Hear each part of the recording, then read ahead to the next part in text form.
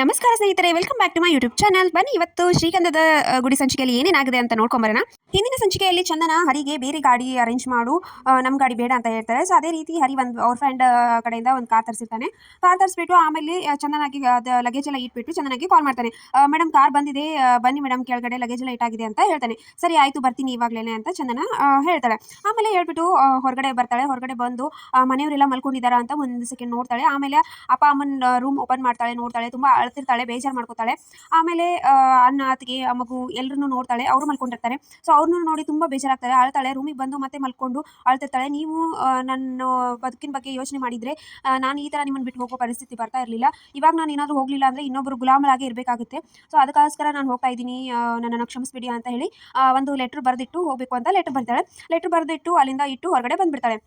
ಅಳ್ತಾನೆ ನಿಂತಿರ್ತಾಳೆ. ಅಷ್ಟರಲ್ಲಿ ಹರಿ ಬಂದು, ಮೇಡಮ್ ನೀವು ಇಲ್ಲೇ ಹತ್ಕೊಂಡು ನಿಂತ್ಕೊಂಡ್ರೆ ಮನೆಯವರೆಲ್ಲ ಎದ್ದು ಬರ್ತಾರೆ, ಅಷ್ಟೇ ಇಬ್ಬರು ಸಿಕ್ಕಾಕೋತೀವಿ, ಬಂದುಬಿಡಿ ಮೇಡಮ್, ಹೋಗೋಣ, ಕಾರಲ್ಲೆಲ್ಲ ಸರಿ ಮಾಡ್ಕೊಳ್ಳೋರಂತೆ ಅಂತ ಹೇಳಿ ಅವಳನ್ನು ಕರ್ಕೊಂಡು ಹೋಗ್ತಾನೆ. ಹೋಗ್ತಾ ಅವಳು ಫೋನನ್ನೇ ನೋಡ್ಕೊಂಡು ಕೂತಿರ್ತಾಳೆ. ಅದಕ್ಕೆ ಹರಿ ಹೇಳ್ತಾನೆ, ಮೇಡಮ್ ಫೋನ್ನ ಸ್ವಿಚ್ ಆಫ್ ಮಾಡಿ ಸಿಮ್ನ ಇಲ್ಲೇ ಬಿಸಾಕ್ಬಿಡಿ, ಯಾಕಂದರೆ ಟ್ರೇಸ್ ಆದಮೇಲೆ ನಾವು ಎಲ್ಲಿದ್ದೀವಿ ಏನು ಅಂತ ಎಲ್ಲ ಗೊತ್ತಾಗುತ್ತೆ. ಸೊ ಹಾಗಾಗಿ ಫೋನ್ನ ಇಲ್ಲೇ ಬಿಸಾಕ್ಬಿಡಿ ಅಂತ ಹೇಳ್ತಾನೆ. ಅದಕ್ಕೆ ಚಂದನ ಸರಿ ಆಯಿತು ಅಂತ ಸಿಮ್ ತೆಗಿಯೋಕ್ಕೆ ಚೆಕ್ ಮಾಡ್ತಿರ್ತಾಳೆ. ಅಷ್ಟರಲ್ಲಿ ಮೇಡಮ್ ಫಸ್ಟಿಗೆ ಸ್ವಿಚ್ ಆಫ್ ಮಾಡಿ ಆಮೇಲೆ ಫೋನ್ ಇದನ್ನು ತೆಗಿ ಕೊಡಿಲಿ, ನಾನು ಮಾಡ್ತೀನಿ ಅಂತ ಹರಿ ಇಸ್ಕೋತಾನೆ. ಅಷ್ಟರಲ್ಲಿ ಆರೇ ಕಾಲ್ ಬರುತ್ತೆ.